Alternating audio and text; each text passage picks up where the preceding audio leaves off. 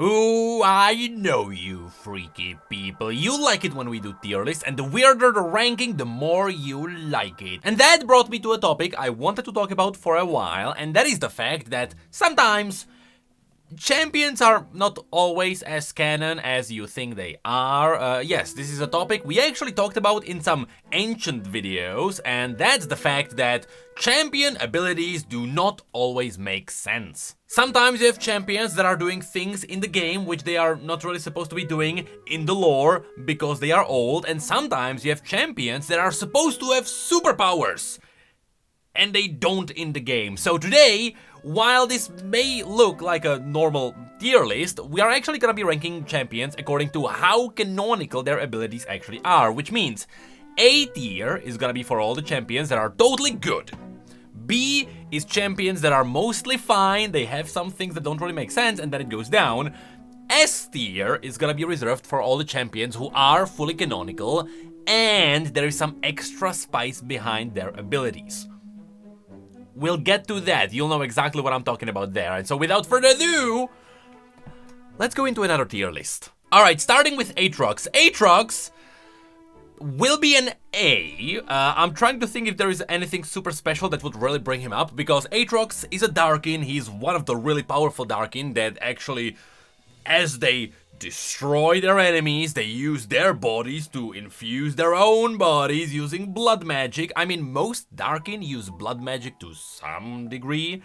Aatrox is just really good at it, and that's why in the cinematics, for example, you saw that as Aatrox was on a killing spree, he started getting bigger. That's because he's technically infusing his own body with his enemies, and that's kinda how he works.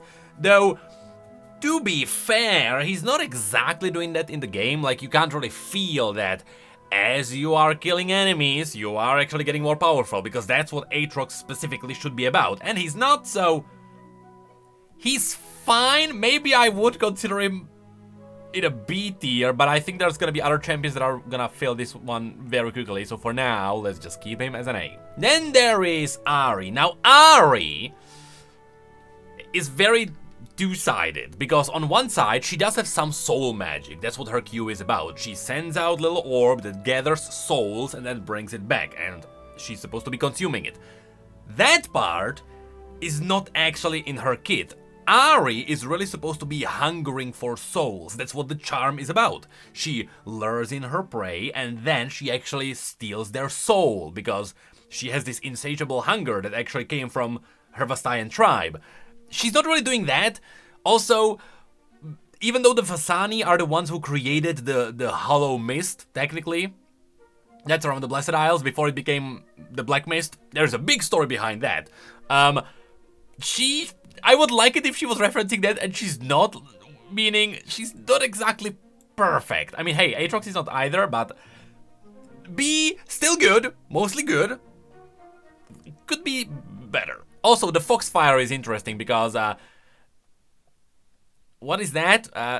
We don't know. Then there is Akali. For the most part, Akali is just clean. There's nothing special. She throws knives. She uses weapons of the ninjas. No real special magic happening there, just smoke bombs. She's fine. Then there is Akshan. Akshan is gonna be in a similar place where he's totally fine. Nothing super special. Yes, the weapon is a massive plot hole creator, because he does have the Absolver, that's the name, right? Which is the gun of the Sentinels of Light that has the power to return the soul of whoever someone else murdered. How exactly that works, we don't know. We know it was created for the sake of Viego getting a satisfying death. Did he get that? We don't know. Look, the Sentinels of Light were not exactly perfect, and there were holes in that, to say the least. But if we ignore all of that context, that is very important, Akshan is fine. Then there is Alistar. Alistar doesn't have that much lore. Like, we know he was kidnapped by the Noxians, put into a reckoning arena. He was there, and so like the butting and the headbutting and throwing people up, that all makes sense. And then the ultimate is like rage, which is fine, that makes sense, but then he's surrounded with shields, which is like an in-game indicator that doesn't necessarily make sense gameplay-wise. So right next to Ahri, totally fine. I think Ahri might be a little bit better because she has more context, but then again, Alistar is just very simple. Then there is Amumu, and Amumu has... so Amumu is weird because Amumu is kind of a legend in the lore. He is canonical, technically. There are stories about him. We know he exists. We don't exactly know what he does. The point is, in the canon story that we have, Amumu actually had a very special ability that he does not have in the game. The Tantrum, the ultimate, sure, that's a really cool one. That ability is actually inherited, or at least it was referenced from his old cinematic. Yes, that one music video where at the end the sadness overwhelmed him and he just unleashed Tantrum. And that is really cool.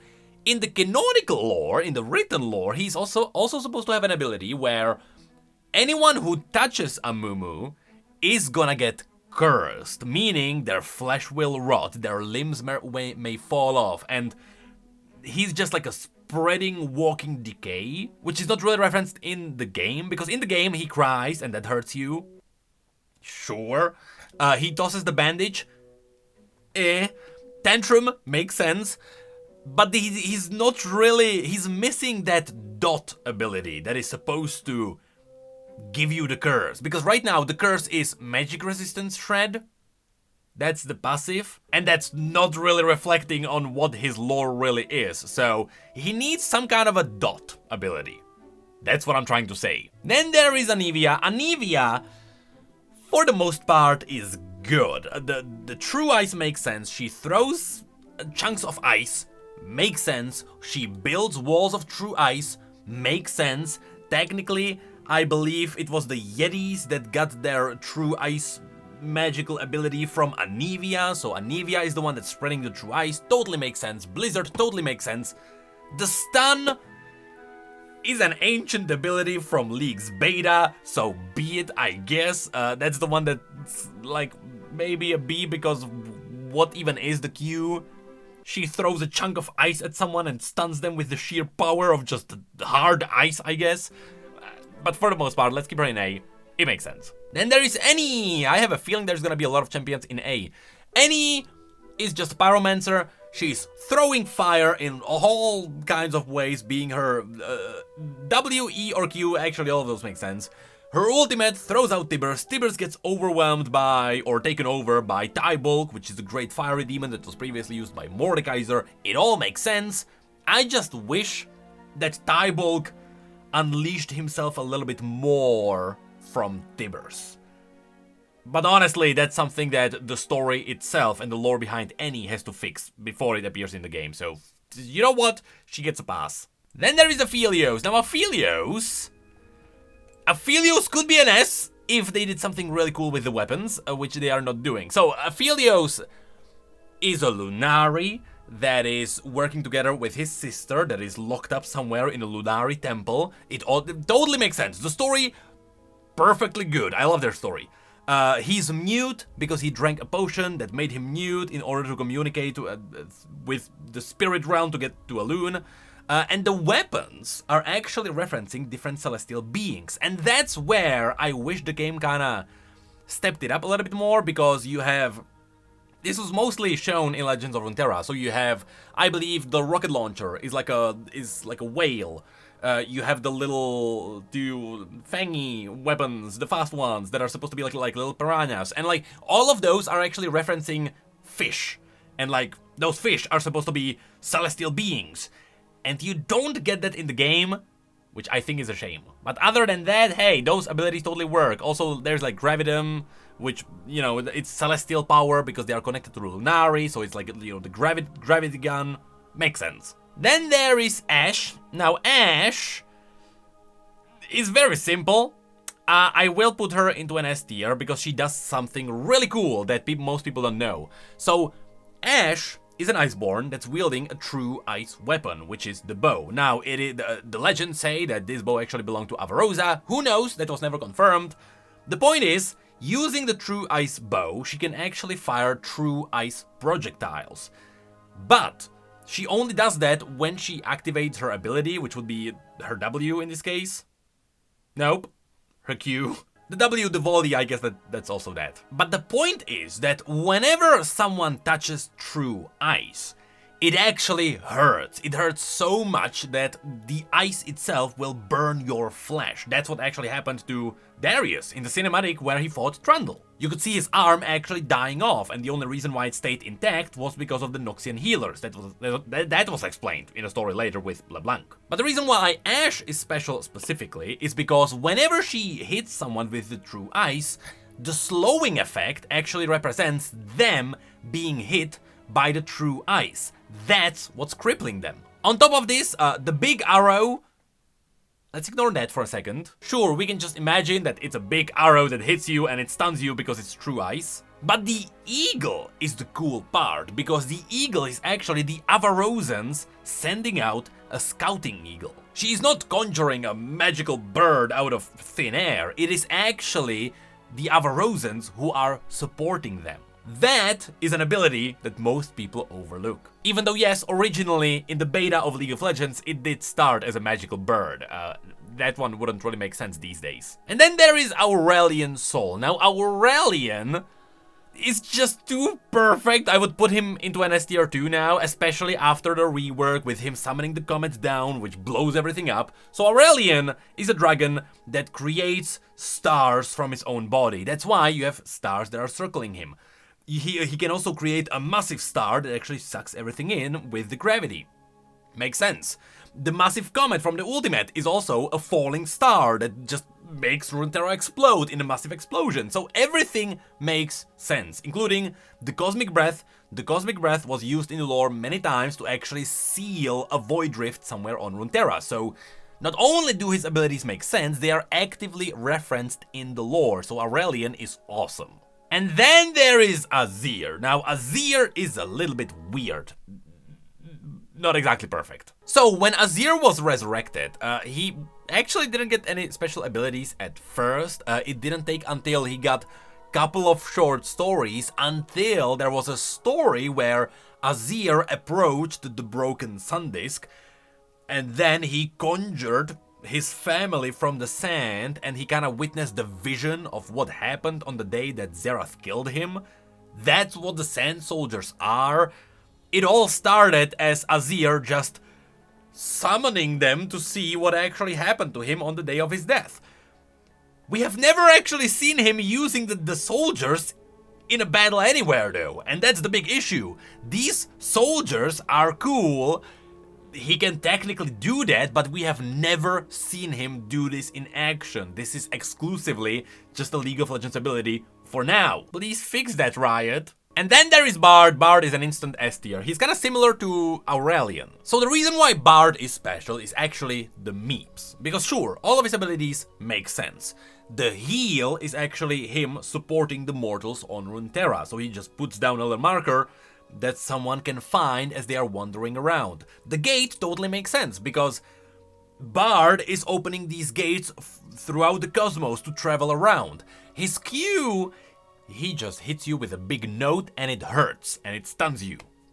I guess it makes sense. And the ultimate, the stasis, is actually how Bard stops everyone from fighting. He actually did this in the cinematic, and he also did this in, well, not exactly the cinematic, but in the short stories, he is the caretaker because he stops mortals from using the artifacts. And how does he do that? Well, he actually just stops them with his ultimate, technically. But then come in the meeps. Now, the lore stated that Bard is almost like a cosmic weapon against the void.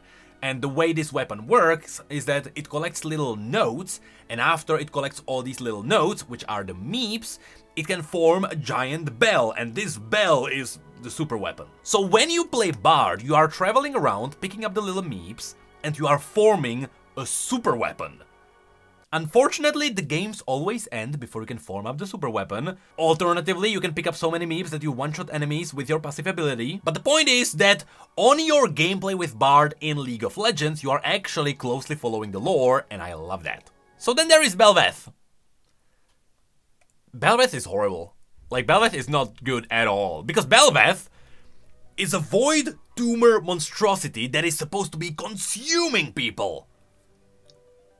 And she slices you, and she pokes you, and she dashes around, and she does anything but consume you. I guess that's what her passive is, like once she kills you, there's something on the ground that she absorbs. other than that, she does not make sense. Then there is Blitzcrank. Blitzcrank is fine. He's supposed to be cleaning the streets of Zaun, as far as we know, from the lore that he got from 2xKO, I guess, because everywhere else he just doesn't have lore. So it makes sense. Then there is Brand. Brand is not that good, because Brand is essentially a mortal being that was infused with the power of a world rune. The issue is, the world rune shouldn't really have a power that's exclusively elemental fire magic, unless it was a very specific world rune, because in most cases, the world runes are more connected to celestials and some kind of arcane magic, and anything other than specifically elements, I guess, even though it was before confirmed by the writers that the world runes are connected to elemental magic. But in that case, the world runes should infuse you with all kinds of magic, not just one specific element, and so it's weird for Brand to use fire and nothing else. And then there is Braum. I hate to say it, but Braum is fine at best. And that is because we're not exactly sure how the door is supposed to be creating true ice out of thin air. As far as we know, Braum is an iceborn, which means he can touch true ice and he can carry it around. He picked up the door that was crafted by Ornn, and that's it. The door shouldn't really have any magical powers. They should be indestructible because they were created by Ornn, but they shouldn't really be summoning ice magic, which means his Q and his ultimate doesn't make sense. His passive, I don't know why the passive suddenly stuns you unless he's actually hitting you with a piece of true ice, which I guess the door has a shard of true ice in the middle. Now, the way Braum creates this ice in the game is by smacking the door, which triggers something in the shard, and that fires the ice, I guess. So, sure, I guess it makes sense, but barely. Then there is Caitlyn. I have nothing bad to say about Caitlyn. She has a gun, she has traps, it works. Then there is Camille. Nothing super special about Camille. She has a hextech body, she jumps around, she slashes people. The Matrix makes sense because there is some kind of a shield from the hextech core. Sure. Then there is Cassiopeia. She is spitting poison, sure. She is freezing people, sure. The one thing that doesn't exactly match is her throwing snakes. Actually, I don't know if Riot fixed that or not, but before all the reworks and the model updates and stuff like that, she was always throwing snakes out of her hands, which never made sense. She's not supposed to have snakes. She got transformed with a curse. She didn't become a snake lover, so Then there is Cho'Gath. If you know, you know. By which I mean he doesn't have lore, so you don't know. Then there is Corki. You know what? Corki, surprisingly, is fine. He doesn't have lore, but he was shown in Bandletale. His ship is real. He's flying around. He has a Gatling gun. That's it. We should be happy. And there is Darius. Darius has an axe. He can jump. He can cut people. It's fine. Then there is Diana. Now, Diana, I would put her into an S tier for one reason, and that is the latest skin that she got, you know, the gacha skin as well as the legendary, which technically shows us the aspect that lands Diana the power through her ultimate, and then Diana can use it. You should watch the video where we talked about these legendary skins, because that actually is awesome. In other words, Diana is using celestial powers of the aspect of the moon. It all makes sense. I have nothing bad to say. And there is Mundo. Mundo. Is Mundo good? Because Mundo doesn't really have good lore anymore, not after Arcane, so we don't know what's really happening with him, but he was mutated. He throws the cleaver never returns to his hand, so let's ignore that. Outside of that, you know what, let for that be. Because Draven, oh my god, Draven is next. So Draven, why are the axes coming back to him? I don't know. In reality, in the arena, he throws his axes and he's done. He has to walk over there and pick them up, which I guess that's what the bouncing back is, but other than that, with his normal auto attacks, it should not happen. You should be glad to be in B tier. I am really considering C. That's a lot of champions. Let's speed it up. Echo! Makes sense, I guess, because even in Arcane, the rewinding works. When he rewinds, he only heals the portion of the damage that was dealt to him in that time span, even though, you know what, no, B. Because Arcane even showed us that even if he recalls, he does not heal back whatever damage was dealt to him. He is traumatized regardless, so the heal on the ultimate doesn't make sense. Everything else totally fine. Maybe with the exception of the E, but the E is like a parallel universe echo that throws out the grenade and it gets a little bit too complex. But it's also the echo in League of Legends, the game, is slightly more mature echo that happens after Arcane, so let's just assume he figures something out. And then there is Elise. Elise works, it was referenced in the lore, she can spit the poison, she can transform into the spider. Should be good. Nothing too crazy. She doesn't have like special abilities that would like summon Vilemo or anything like that, so she's good. Evelyn is also in the same boat. She's a demon. She can kind of like go into the shadows as she's lurking for her target. Makes sense. She can charm people with her body. That's canonical. Sure, she's fine. And there is Ezreal. Now, Ezreal, I kind of want to do S tier because his abilities were perfectly shown in his lore, where Ezreal is not really a mage, or if he is a mage, we don't know, but he is using the Glove of Nezuk, which is a really powerful mage from Ishtal. So he picked up the glove, his magical abilities got super enhanced, so if he was a mage before, or if he wasn't a mage before, now he is a super mage, which is why he can fire the missiles, and more importantly, the little blink was actually used in his lore to escape the tomb from where he got the glove. So not only do his abilities make sense, he also doesn't really know how to properly use the glove, which is why sometimes in-game you have players that have no idea what they are doing, but canonically makes sense and the lore references that, so I'm happy. Then there is Fiddlesticks. Now Fiddlesticks is good. I wish they would do a little bit more with him being like the ever-consuming maw of a demon that he's supposed to be, because in the game we are talking about one of the most powerful demons, if not the most powerful demon on Runeterra, that it's really supposed to creep everyone out and scare everyone, and when he casts ultimate, the apocalypse arrives. But in the game, it's like a little circle around the champion, so it's not that big. I wish there was more. Then there is Fiora. Fiora is good. It makes sense for her ability to like dash around and poke her enemies, that's what duelists do. The parry also makes sense with the stun. The one thing that doesn't make sense is the heal ability, specifically. Like once you do your little ultimate dance around, then suddenly there's like a big burst, and whatever that is, it's certainly not magic, because we are talking about Demacia and Fiora, so I don't know. Then there is Fizz.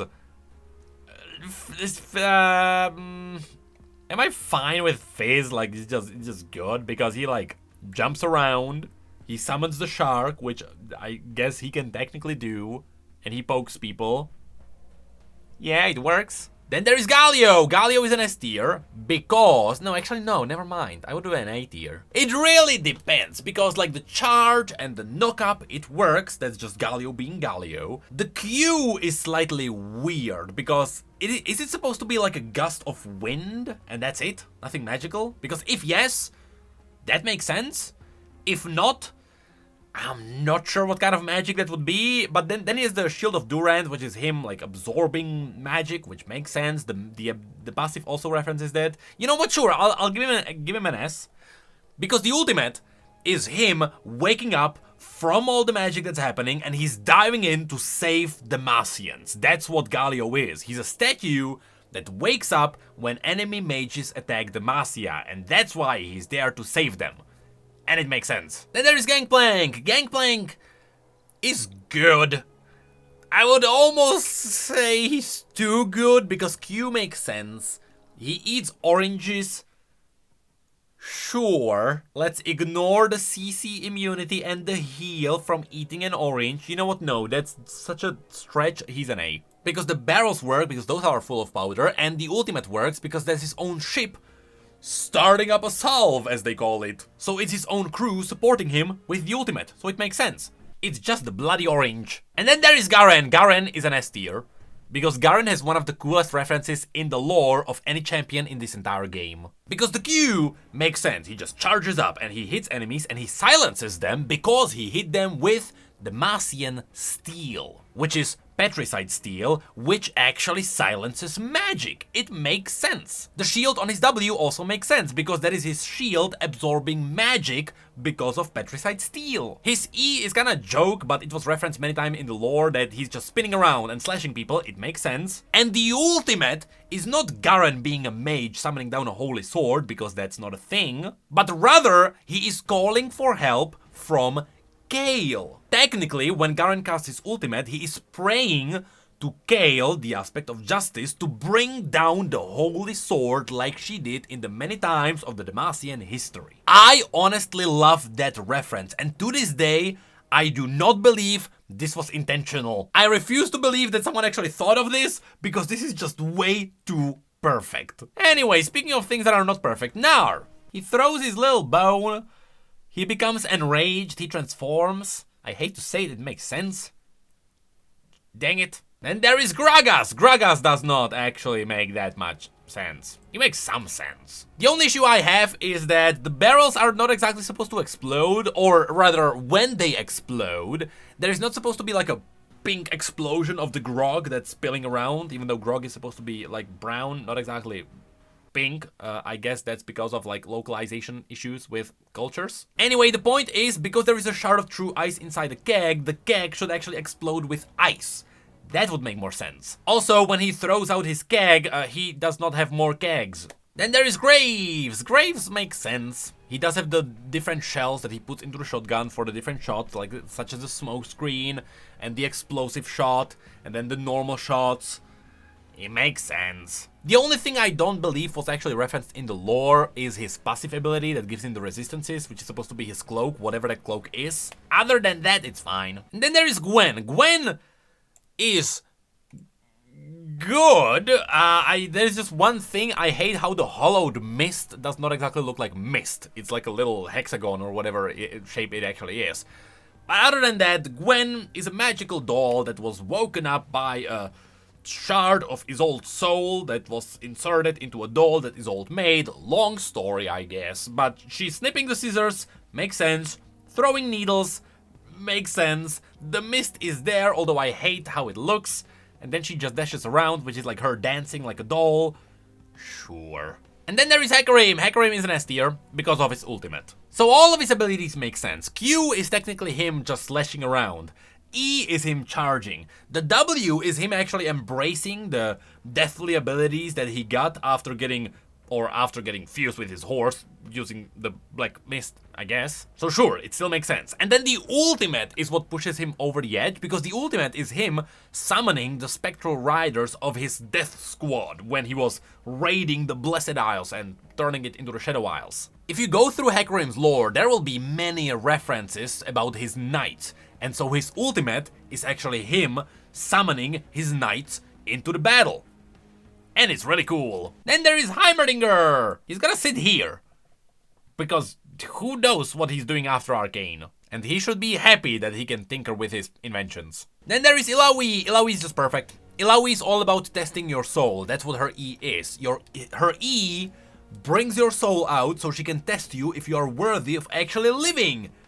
That's all she does. Then the totem can summon tentacles and slap you around. Makes sense. It's perfect. And then there is Irelia. Irelia doesn't have anything super special. It's just her mastering the ancient art of weaving with wind and blades. It's an ancient technique that her family had before.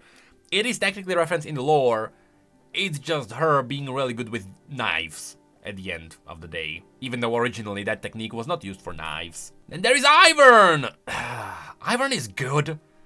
I'm not sure if Ivern is perfect, because he is the friend of the forest, and that's why he's there to help the animals, and so he doesn't kill them, and so you know what? Sure, he's perfect. Also, he summons Daisy, which is like an elemental force from the spirity force of Ionia, because he is in Ionia, in the grove. Sure, Ivern, you are perfect. Then there is Jenna. Now, Jenna is an A. She could be an S, but she's an A for one reason. I wish that Jenna actually got some kind of a skin that is exactly the same as the legendaries that we got for Leona and Diana, where they actually show us what Jenna actually looks like. Because Jenna, as in the spirit of wind, looks more like a spirity being. The form that she has in the game is technically the form that Jenna took on to not scare the people of Zaun as she was saving them. So it's good, but I really wish Riot did something special with her and they actually showed what she looks like as a proper spirit. Then there is Jarvan!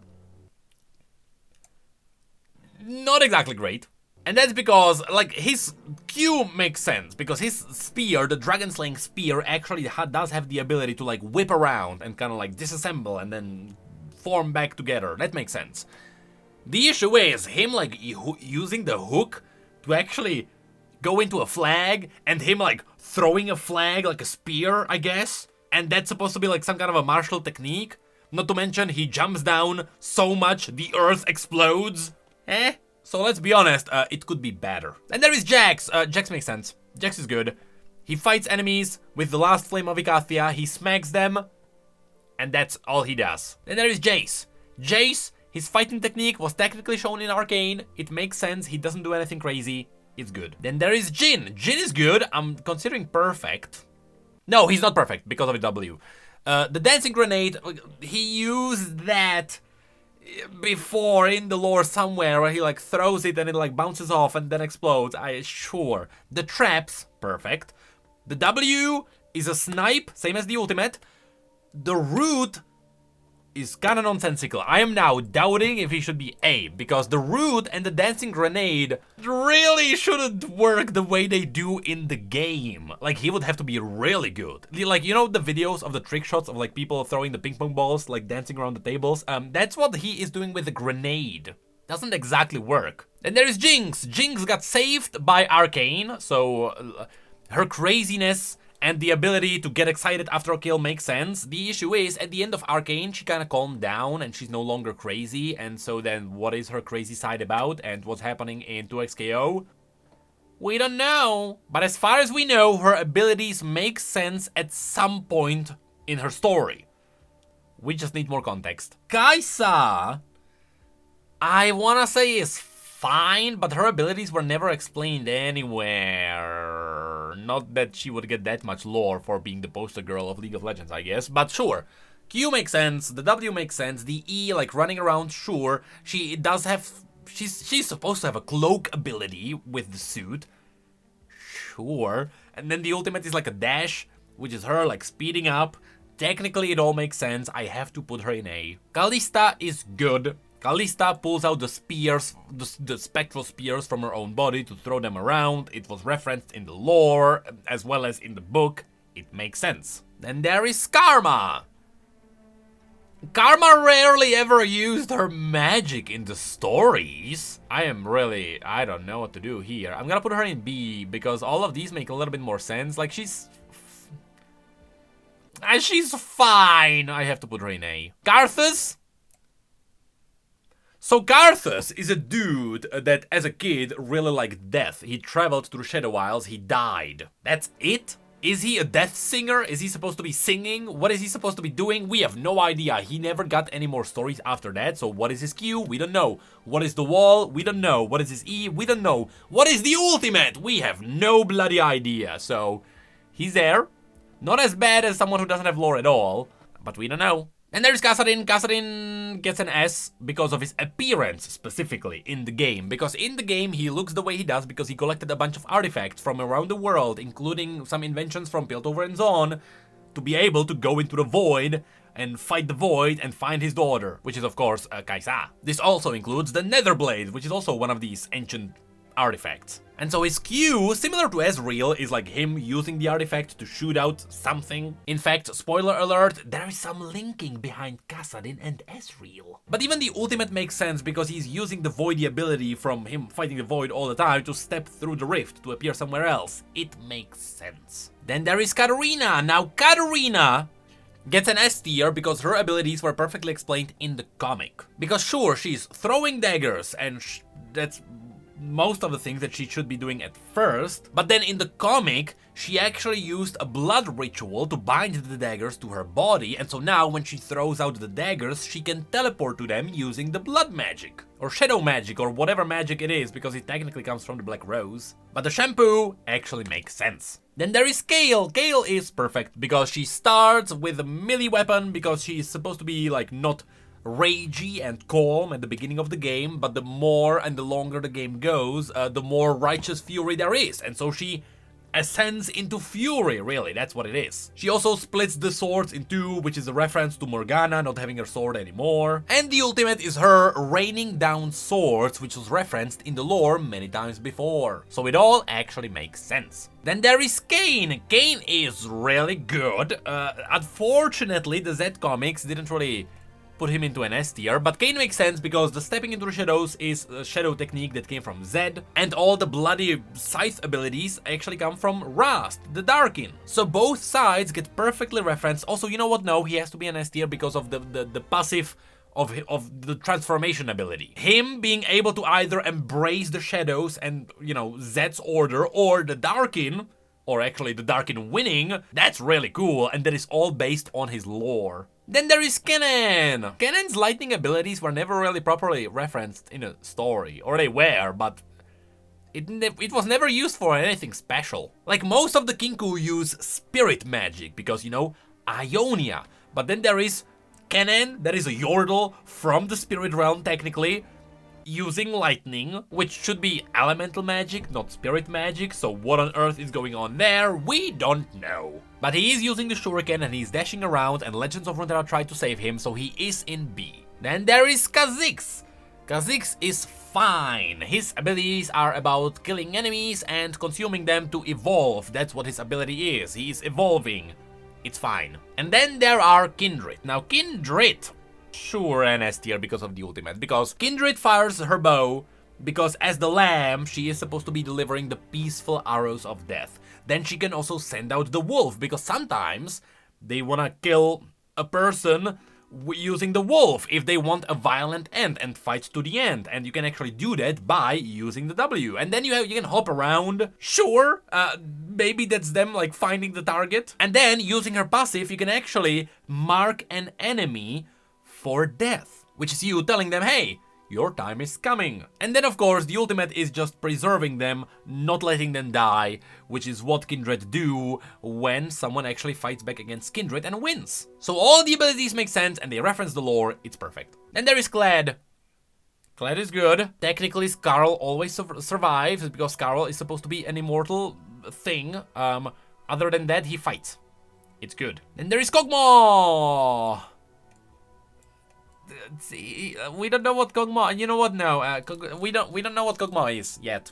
Still, so I guess it makes sense if he had any lore. And then there is Oha. So K'Sante is good, right? Because the weapons, his ultimate, what he does is that the weapons break into like a sharpened form. And then it all regenerates back because the weapons, the Natofos, are made from the scales and parts of a beast that was regenerating itself, so it makes sense. How can he push people through like 8 walls and then dash after them in like a anime style? No idea. That ultimate technically does not make sense. But the shield and the pushing, not the pushing around, but like poking around with the weapons makes sense. Him slamming down and also make the enemy come back, that also doesn't make sense. He should be happy he's in B. And then there is LeBlanc. LeBlanc is good. Is it really the old icon? I guess so. Sure, old LeBlanc. LeBlanc makes sense because the chains were referenced even in Arcane. The sigils make sense because that's the sigil of the Black Rose that's everywhere. The clones make sense. The dash makes sense with the teleport. I just wish there was more of a trickster ability that would really embrace the idea that she has different images and she can take on appearances of other people. Like, if she had some kind of an ability that was like Nico, that would be perfect. And then there is Lee Sin. Lee Sin is B for one reason. The kick on the ultimate makes sense. He's using Dragonfire. I just wish there was more Dragonfire in his kit because it's supposed to be a thing for him. The E, like slamming down, I can imagine it. The W, like jumping to someone to save them, I can imagine it. Him throwing a wave of sound, hitting something, and then flying to it. That does not make sense. So it's not like his entire kit is like weird. No, most of it works. The Q is actually mostly nonsensical. And then there is Leona, and I hate to say it, so while Diana is an S tier, Leona is an A tier because technically the Q was never really explained. Sorry, not the Q, the E. The Q from the stun makes sense, the stun can stun you, sure. The shield makes sense. The ultimate, which again, the new skin showed us that the ultimate technically comes down from the aspect that actually summons down the power. It's awesome. The E, by which I mean her throwing the sword and somehow teleporting to it, is not exactly something that was ever referenced in any of her lore ever anywhere. And so because of that, I'm gonna keep her in an A, because other than that, she would be an S tier. And there is Lilia! I think Lilia mostly makes sense, because she slaps people with the stick.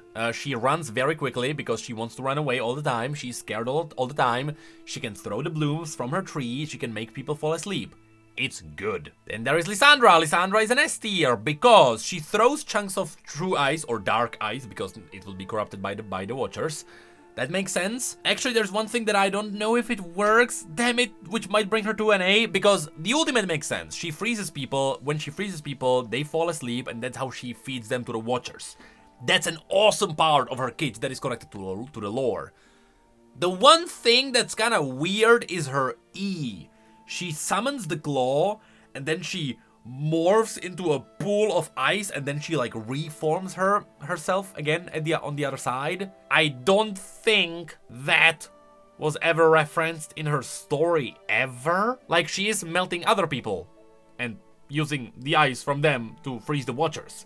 She's not freezing herself. Sorry, she's not melting herself to save the world. So that ability kinda holds her back from perfection. Then there's Lucian. Lucian makes sense. He dashes around, he fires the guns, he fires them a lot, he fires them even more.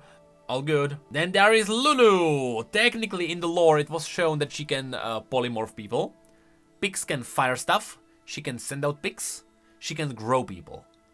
Makes sense. Lux. The one thing that doesn't really make sense, the reason why I would put her into B, even though you can't see, well, there she is her Q, because the light, her using the light for damage, we've seen that many times. She like burned wolves in the Demacian forest before, both with her ultimate and with an orb of light. Makes sense.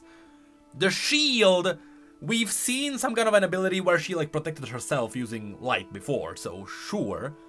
The root doesn't make sense. The root is kind of made up, so her Q specifically does not make sense. So in a similar case to like Lee Sin, she should be in a B. Then there is Malphite. Malphite throws out the earth, because he's a giant walking mountain, makes sense. Slams down the earth, makes sense. Earth shield, makes sense. Him dashing around at lightning speed, that's weird, but other than that, like him slamming somewhere and they all fly up because he's a giant walking mountain, makes sense. So ignoring the lightning speed for a moment, he's good. Next, Malzahar is actually awesome. I wish I could put him into an S, because he's just old and the abilities could get some more pizzazz, because technically him summoning the little void creatures is good. Him opening up a little portal underneath the enemy is good.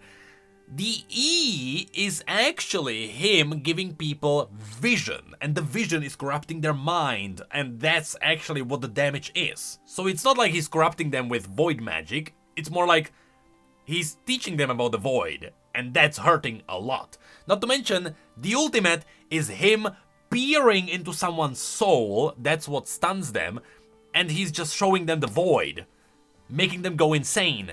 It's really cool, and I wish Riot embraced it a little bit more. Then there's Maokai. Maokai, I guess I don't have an issue with that. I wish they embraced the part with the blessed waters a little bit in his lore, but other than that, like it's a spirit. It's a spirit. It's a nature spirit on the Blessed Isles that's trying to survive using the blessed waters. Makes sense. He's fighting back against the black mist on the Shadow Isles. The throwing of the saplings is kind of weird, but the spreading of roots totally makes sense. So his E is the only one that I'm like, I wish he had a better ability. Then there is Master Yi. Master Yi is good. I am considering an S tier. Because we even made a short on this because of him using the Vuju technique, like going crazy, and the Alpha Strike is like him really going fast around. The meditation is there because he's using it to see the spirits, so he does that. E is kind of weird, but it's not really anything that would be harmful. So I wish the meditation was a little bit more spirity based. He could be an S. Other than that, he's A. He's good. And there is Melio. I think Melio is fine, because he's using the flame to heal. That's the point of his entire lore. He's also kicking his... not flamingos. What are they called? I forgot. Let's say flamingos. He's kicking the flamingos into the enemy. Sure, that's part of his story. And other than that, it's just heals and shields, so I don't have anything bad to say. The same is gonna go for Misfortune. She runs fast. She shoots. That's all she does. Then there is Mordekaiser. Mordekaiser gets an S because of the ultimate. Him dragging people into the Death Realm to, like, 1v1 is awesome. Other than that, him, like... because his E is him, like, ripping a little rift into Mitnaraknun, and then he, like, brings his own arm through the Death Realm to bring you in. Then slamming of his hammer is fine. Him having, like, pieces of shredded metal around him makes sense, and the ultimate is good. He's perfect. Then there is Morgana. Morgana's abilities were explained many times in the Mage Seeker and in her lore. The Binding of the Chains, using celestial magic. I have nothing bad to say. And she appeared in the Mage Seeker game with her full kit. It's great. Then there's Naafiri. I'm gonna be honest, Naafiri is weird. Because Naafiri, the dashing around, it's a dog, sure. Shooting of a spike, maybe. Her summoning more dogs, like, I guess it would make sense because, like, a Darkin can use blood magic to, like, separate more things from her body? Maybe? But where do the dogs come from? Are they, like, sentient? It's supposed to be like a dog pack. Like, it's supposed to be a pack of dogs that share a dagger. And the shards of the dagger are supposed to be in the different dogs. So if they, like, die in the game, is like a piece of the dagger gone.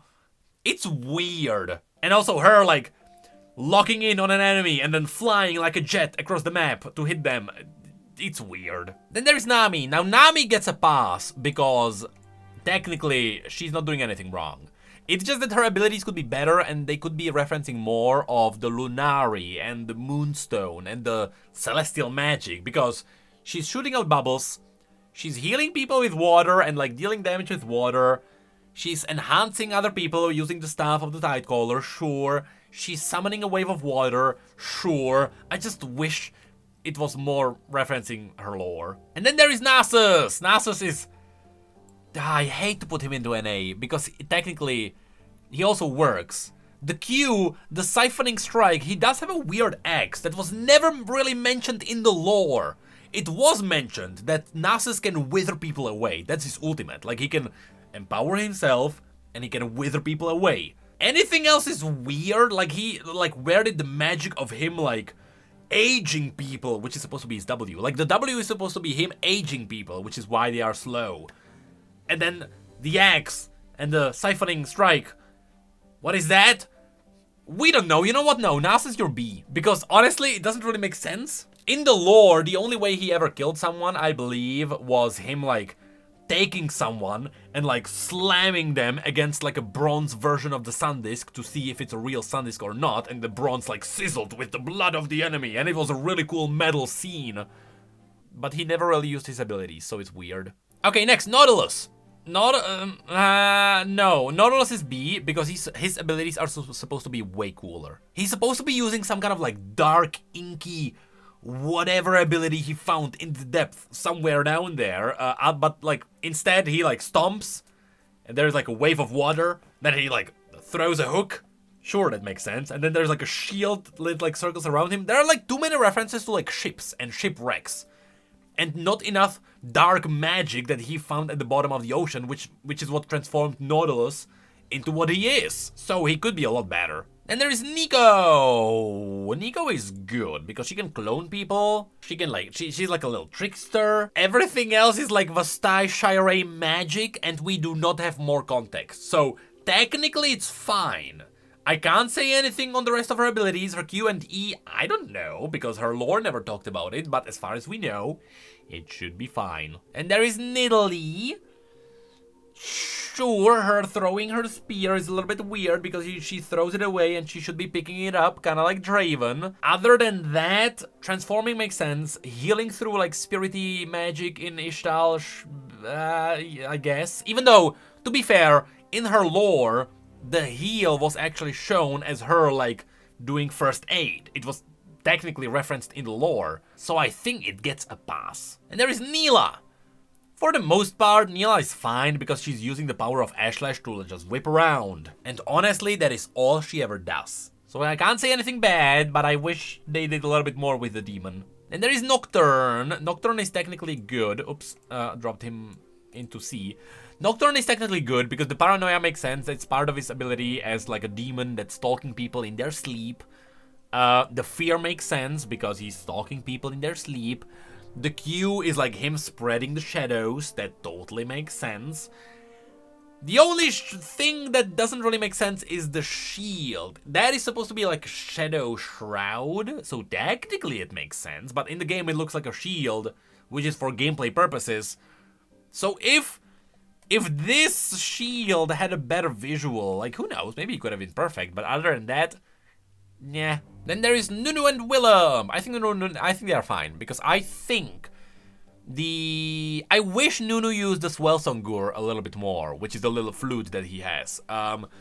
Because most of the abilities come from Nunu. Like Nunu is the one who chomps people, makes sense. The Permafrost ultimate makes sense. That's the Yeti frost magic that the Yetis inherited from Anivia, so makes sense. The snowballs that he's throwing technically come from Nunu. Sorry, I was talking about Nunu before, not sorry, it was supposed to be Willem chomping people, not Nunu. But Nunu is the one throwing the snowballs. And so I think it's fine. And there's Olaf. I hate to say it, while Olaf is old, it all makes sense. Olaf, his entire lore is that as long as he fights, he cannot die. Because there was a shaman who told him about a vision that he saw Olaf die of an old age in a bed somewhere, and because it is a vision, it was his fate that couldn't be changed, and so Olaf said, I don't want to die in my bed as an old man. And so he walked out into the world with the idea of dying with glory in a battle. But as long as this fate holds true, he cannot die, so his ultimate is just him getting enraged and going into a battle. And he's indestructible. And there's Oriana. You know where Oriana belongs? Right there, because we have no idea what happened in Arcane. And there's Ornn. Ornn is like crafting things, which makes sense. The fiery breath makes sense. The ram coming in makes sense. That's his buddy that he has in Hearthhome. The only thing that's slightly weird is him summoning the magma pillar. That's the only ability that we're not sure about. But other than that, Ornn is clean. Pantheon is awesome. So you'll know that Pantheon used to be the aspect of war. I guess he technically still is, but war was destroyed, so now Pantheon is something in between immortal and an aspect. So he has the celestial abilities, but not in their full power.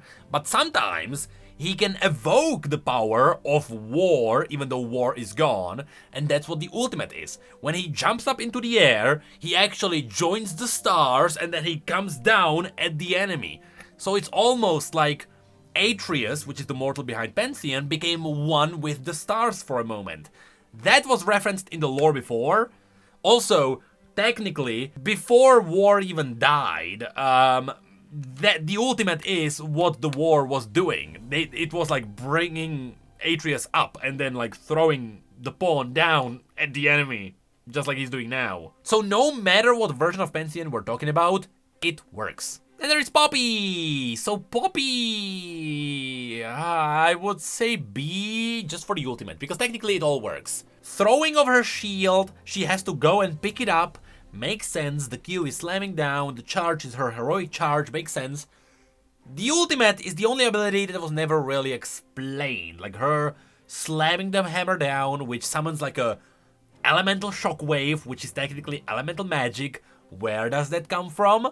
I don't know, but truth be told, looking at the other champions, she deserves an A. Because if the only nitpick is her ultimate having a shockwave, she fits there. Pyke is cool, because Pyke will get transformed with weird Nagake Boros-ish magic that was also teased in The Ruined King when he was interacting with Ilawi. So Pike kind of like morphing into like the shadows and water and dashing around and like dragging people with a hook because he was a fisherman or a monster hunter rather. It all makes sense. And then him going down to kill people with his ultimate, that's him marking down their names on the list. It all makes sense. It's pretty cool. I just wish the ultimate was a little bit cleaner because he could have been an S tier. Then there's Kiana. I think Kiana is also an A because her abilities are pretty clean. She has different kinds of elemental magic depending on what element is around her. She can use her weapon to channel that magic. It should be all good. The only thing that's weird is the stealth. The stealth doesn't exactly make sense. I guess it's her hiding in grass. Then there is Quinn. Now, Quinn is interesting because technically her abilities make sense, right? The Q sending out Valor is good. Like leaping into battle and like dashing back off of the enemy. Sure, that's some kind of acrobatics. Scouting around with her W using Valor makes sense. The only thing that's weird is Valor actually physically carrying Quinn around.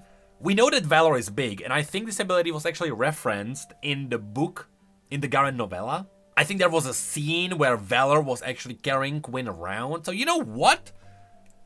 It's clean and it's referenced in lore. I think it's good. I just wish her model was way better. And there's Rakan. Let's put Rakan and Xayah next to each other. Where's Xayah? Xayah, there she is. They're all good because they are both like dancers. That's why like there's a bunch of acrobatics. And Rakan is the one protecting Xayah with his cloak, with his shield, so it all makes sense. The healing ability, look, it is Vastaya. They have spirit abilities.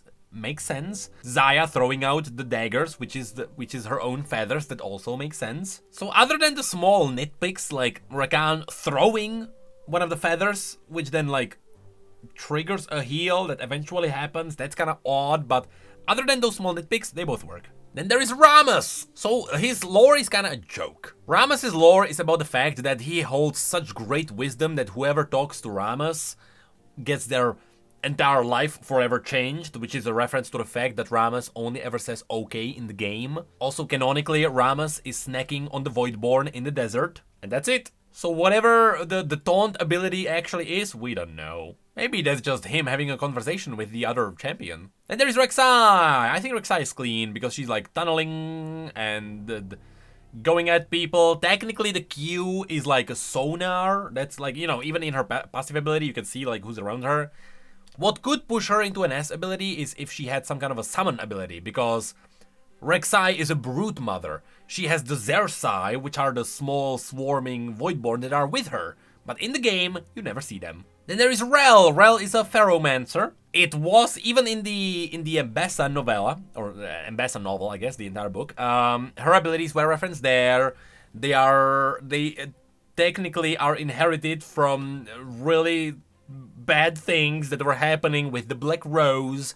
Of course, if you don't know, Rel fought for Embessa for a long time, but that was all before Arcane, so most people will not know about it unless they read the book. But I think she's clean because she just twists metal. That's what her abilities are about, so it works. Then there is Renata. Renata is also clean because she has the little invention that like catches people and can move them around, which sure, that should be working. She has a gun that she fires, sure. And then she spreads the perfume, which is what makes people go crazy, and that's her ultimate. So I think it's all pretty good. Also, her passive with people going on frenzy before they die, that's technically what her perfume can do, so it should be fine. And then there is Renekton. Now, Renekton is an A, but there is one thing that would put him into an S tier. So Renekton, all his abilities are fine. Him dashing around and fighting, it's technically what he does. However, in the lore, it was shown that once he takes battle damage, his body actually like reshapes back together. Like he has like special ability where even if you like chop off his limb, it will regenerate back. I guess that's his ultimate, where he gets spell vamp from just standing near people and he heals from that. I think that's what it is. Also, the lore technically referenced the sand flying around and cutting into people, so that's the ultimate. But the healing ability, I wish there was a little bit more with that, where you could see like the battle damage on Renekton, like the lower on health he is, the more battle damage there was, because that's what the lore referenced. I wish he had that. And there is Rengar. Rengar is good. He jumps. He stabs. He's good. Also, technically, the camouflage makes sense because he's like hiding in the forest. And there is Riven. Riven is supposed to be very agile with her sword, which is what it is. The sword has the runes, which is what the shield is. The stun can be explained because of the runic magic of the blade. It should be all good. Even the ultimate is her spreading the shards around, which is what she did in the lore before. And there is Rumble! Rumble is fine, because he created the mech somewhere in Shurima using scrap, and then he brought it into Bandle City, and in Bandletale we saw it there too, so technically it's fine. Then there is Rise. Rise, unlike Brand, is actually using the proper magic from the World Runes, which is the Arcane magic. He also summons the portal using it, so it's all good. He used the portals before to get away with the World Rune, so it's all good. And there is Samira. Samira should be good, because she's just a spectacle to see in battle. She's using the weaponry that was made technically by the Black Rose, so, or it was at least financed by the Black Rose, so it should be all good. Also she throws coins and hits people. It's on character. Then there is Sejuani. Now Sejuani is weird because technically she's fine. Technically it all works. The only thing that's weird is her ultimate, like the shard exploding and freezing people. Like, she doesn't really have an ability like that. But this ability was shown in one of the cinematics where she like threw it and it exploded and it froze people. In the lore, she never did that. She does have the True Ice Mace, and when she hits someone with that, she can freeze them. But she doesn't have like a frost grenade. That's not a thing. Then there is Senna. I think as far as we know, Senna is fine because the gun works. The heal is weird. The heal is a thing that they made up for the gameplay. But other than that, her going to shadows makes sense. The root is technically her calling out into the spirits from the Black Mist to like hold the enemy down. That's what she does. She asks the spirits for help. So even that makes sense. And when she shrouds her allies, you can see the other spirits kind of like move around as they are hidden, because again, it is the other spirits that help Senna. I guess it's fine. And there is Seraphine. Seraphine has some holes, because she is supposed to be singing, and that's what inspires people, and so like her ultimate makes sense. Her W makes sense, because that's like, you know, her actually doing stuff. Her E and her Q are nonsensical, because what is her Q? She throws out a node that explodes and damages people, somehow, and her E is like a wave, sound wave that roots people, somehow, so those two abilities don't make sense. W and ultimate, I'm totally fine with those. Q and E? Nah-uh. Set? I think he's fine, because like E and Q totally works, his ultimate totally works. The only thing is that his W, ignoring the shield, because I mean it could be like a parry, so sure, whatever. But the damage scaling with him taking damage, that's the only thing that would be weird, but you can explain it, like him taking a beating and then being like, aha, I got you, and then, you know, does something. I think he's fine. Chico!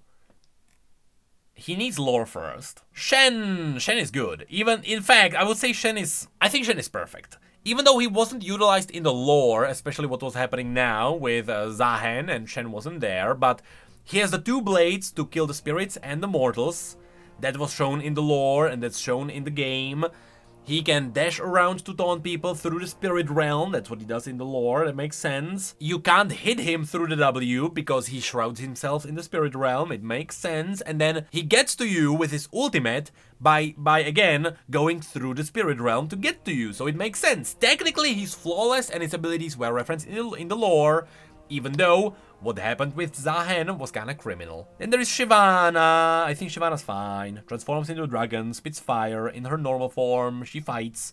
Should be good. Singed? The heck happened to him after Arcane? I don't know what happened to him, but for him to suddenly be running around with poison and a door. Scion is good though. Scion, the cleave ability, even him like slamming the ground so hard you get knocked up, I would make sense, given how big he is, makes sense. The shield being like a blood shield because of Hemomancy makes sense.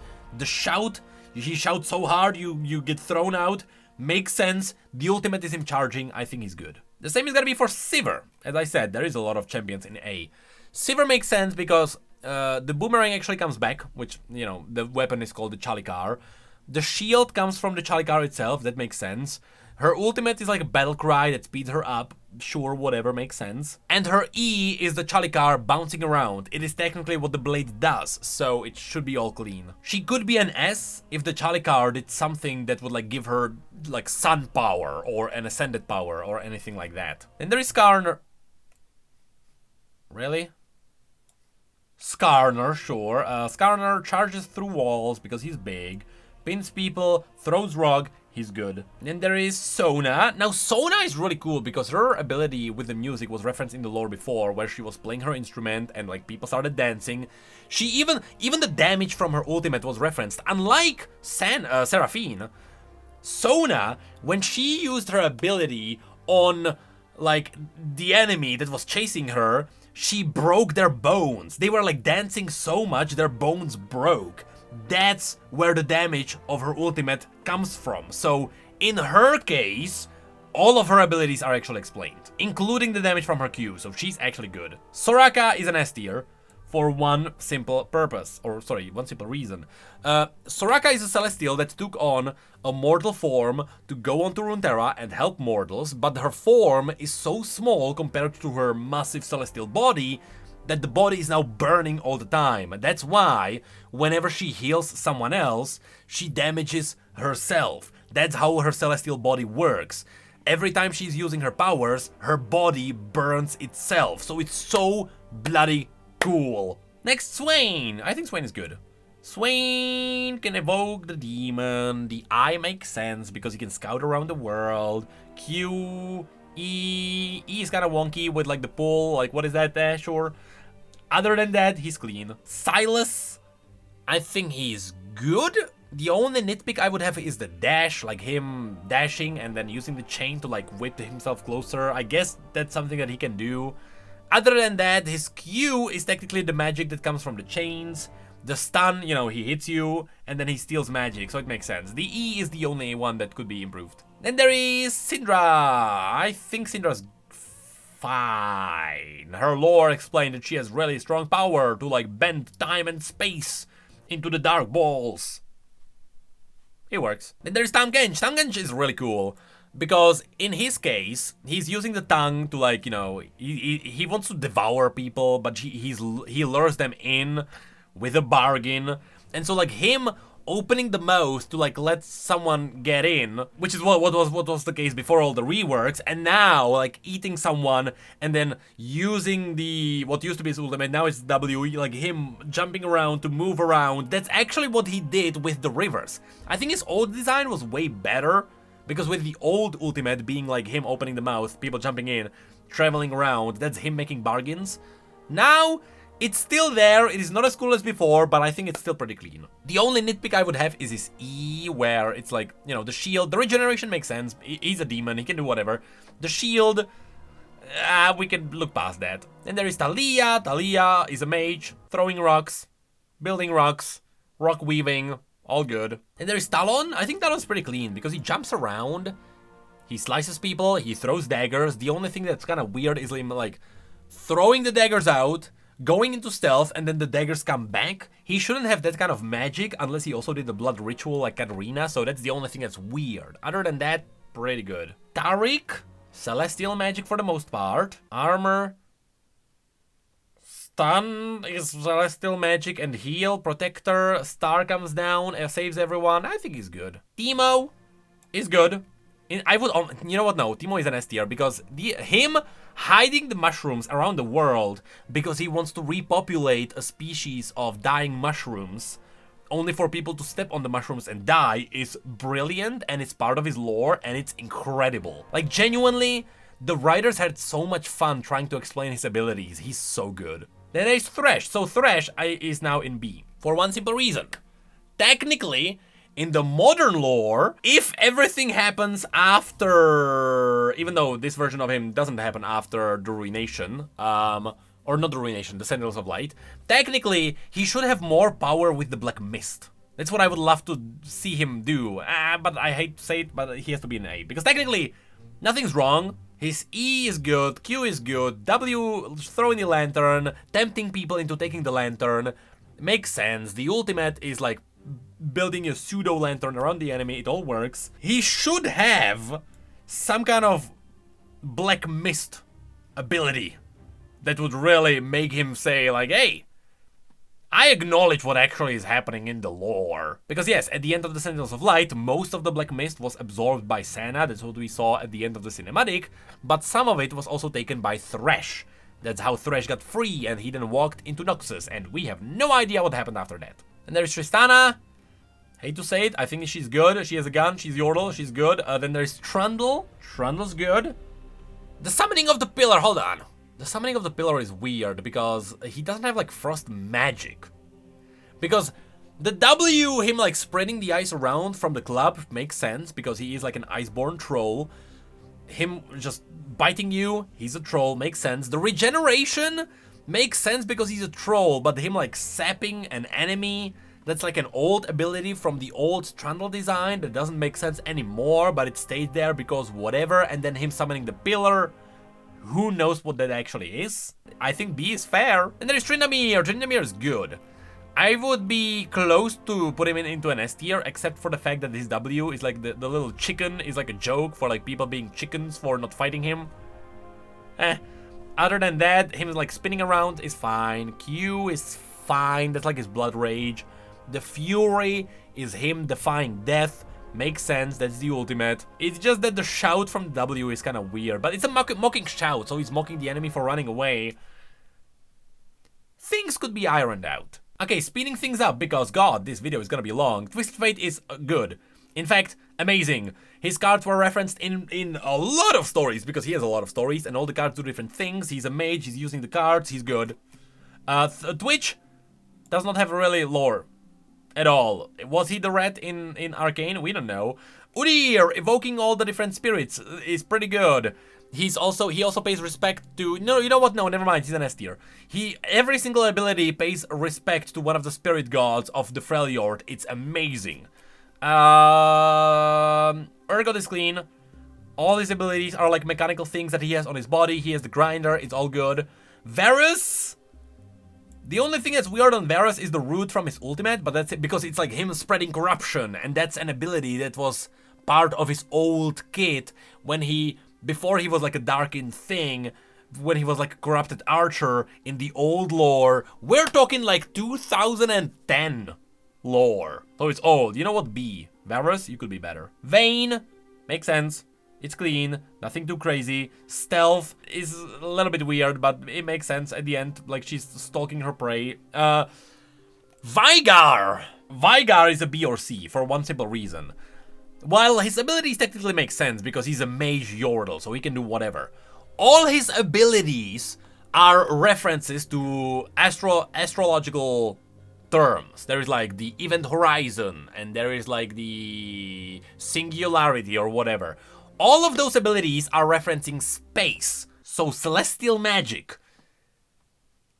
He's not a Yordle that's using celestial magic, so what's happening with that, we don't know. Like, technically, the abilities make sense. He's a dark mage that was twisted by Mordekaiser, but the reality is, if he's using cosmic abilities, there has to be some kind of celestial magic involved, and it's not. So, like, what the heck is happening there? And there's Vel'Koz. Vel'Koz is pretty clean for a Voidborn. Opening Void Rift, spitting out Void, makes sense. Vex, dashing through shadows because she's using the black mist of Viego. We learned that during the Sentinels of Light. She's pretty clean. Vi, using the Hex Tech gloves, doing all the work for her. I think that's clean, except for the ultimate.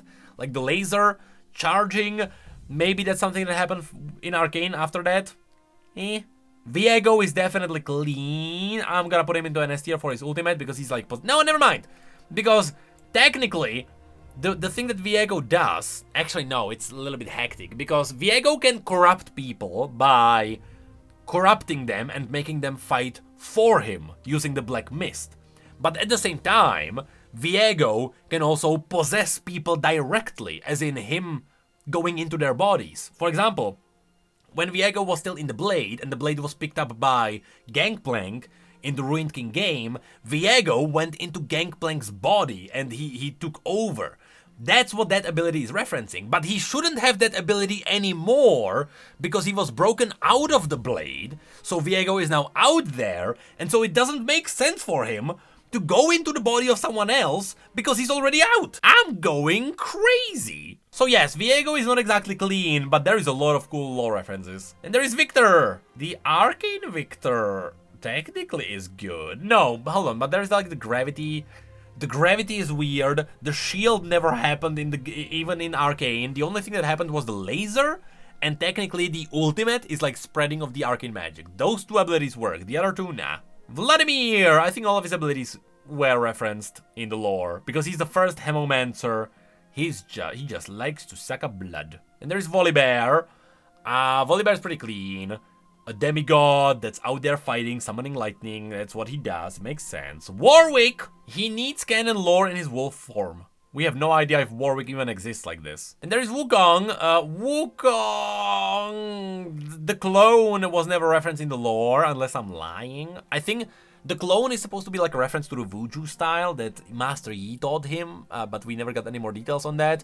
Other than that, the fighting makes sense, I guess. Then again, there is the dash with more clones. Maybe that's like a reference to Wuju style and like the Q, but it was never explained.